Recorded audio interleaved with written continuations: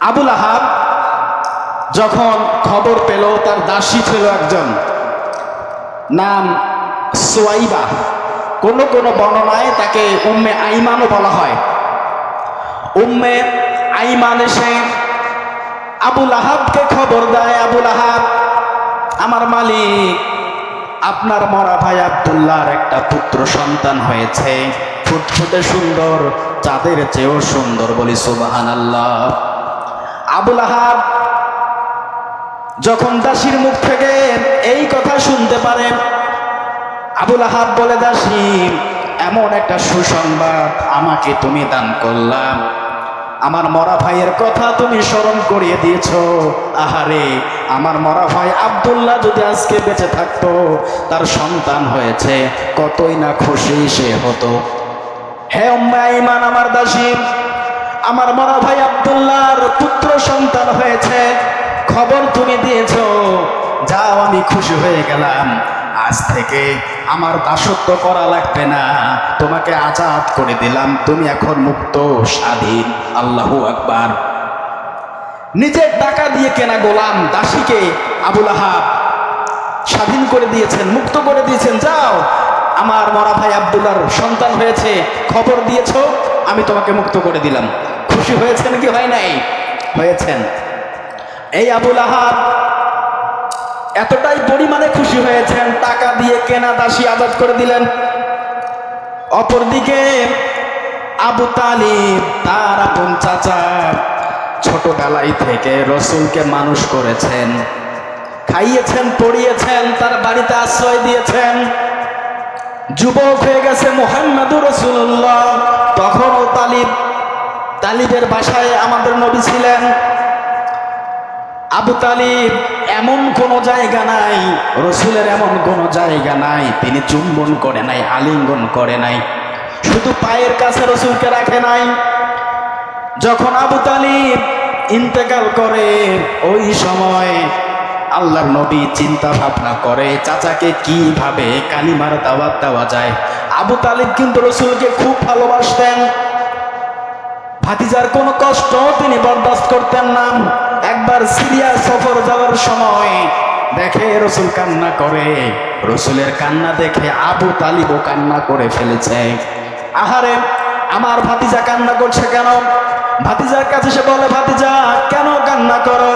চাচা, আপনি আমাকে ছেড়ে ব্যবসার জন্য সিরিয়া ইয়ামিনে গমন করছেন, আপনাকে ছাড়া আমি থাকতে পারবো না এ কয়েকদিন। ভাতিজাকে সঙ্গে নিয়ে বাধ্য হয়ে, ওই ছোট মানুষকে সঙ্গে নিয়ে আবু তালিব ব্যবসার উদ্দেশ্যে রওনা দিয়েছিলেন। এই সেই চাচা যখন ইন্তেকাল করে, চাচাকে কালিমা নসিব করার কোনো ক্ষমতা রসুলের ছিল না, রসুল তাকে কালিমা পড়াইতে পারে নাই। যখন আবু তালিব ইন্তেকাল করে, তখন ওই পাশেই ছিল আবু জাহেল, আবু সুফিয়ান, উতবা, সাইবা, কাফিরদের বড় বড় লিডার। ওরা আবার মূর্তি পূজা করত, বাপ দাদার ধর্ম যেটা আছে এইটাকেই তারা সাপোর্ট করত। যখন আবু তালিব মৃত্যু সজ্জায় মৃত্যুবরণ করবে, ওই সময় রসুল বলে, চাচা আমার কানে কানে একটু বলেন লা ইলাহা ইল্লাল্লাহ মুহাম্মাদুর রাসূলুল্লাহ বলার দরকার নেই, আল্লাহ পাকের দরবারে ঝগড়া করে হলেও আমি চাচা আপনাকে জান্নাতের মধ্যে নিয়ে যাব। সাইড থেকে বলছে আবু জাহেল, কি ব্যাপার আবু তালিব, বাপ দাদা ধর্মের মুখে চুন গালি মাখবা? আবু তালিব বলে, ভাতিজা তোমাকে আমি অনেক ভালোবাসি, খুব ভালোবাসি, কিন্তু তোমার ওই কালিমা আমি পড়তে পারলাম না, আমাকে মাফ করে দিও। মাফ করার মালিককে রসুল নাকি আল্লাহ? আবু তালিব ইন্তেকাল করলেন, আল্লাহ রসুলকে তিনি লালন পালন করেছেন, ছোটবেলায় তার বাড়িতেই তিনি মানুষ হয়েছেন, তার প্রতি একটা ভালোবাসা আছে না নাই? কথা বলেন। অবশ্যই আছে। আল্লাহ রসুল কেঁদে ফেলেছেন তার চাচার জন্য, মনে মনে আল্লাহর কাছে দোয়া করে, মাবুদ আমার চাচা আমাকে লালন পালন করেছে, মাফ করে আপনি তাকে দিয়েন। আল্লাহ পাক আয়াত নাযিল করে দিলেন, ইন্নাকা লাতাহদি মান আহাব আহবাবতা ওয়ালাকিন্নাল্লাহ ইয়াহদি মান ইয়াশা ওয়া হুয়া আলামু বিল মুহতাদিন। আল্লাহু আকবার। সূরা কাসাস 20 নম্বর পারার 28 নম্বর সূরা 6 নম্বর উপর 56 নম্বর আয়াত আল্লাহ পাক ওই সময় নাযিল করে দিয়ে জানিয়ে দেয়, হাবিব কার জন্য দোয়া করেন আমি জানি ওই লোকটা আপনার আপন চাচা, অনেক ভালোবাসার মানুষ আপনার। তাহদিমান আহবাবতা,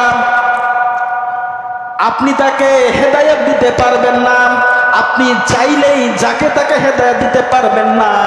হেদায়েত আমি আল্লাহ পাক ভালো জানি, কাকে হেদায়েত দেব আর কাকে না দেব।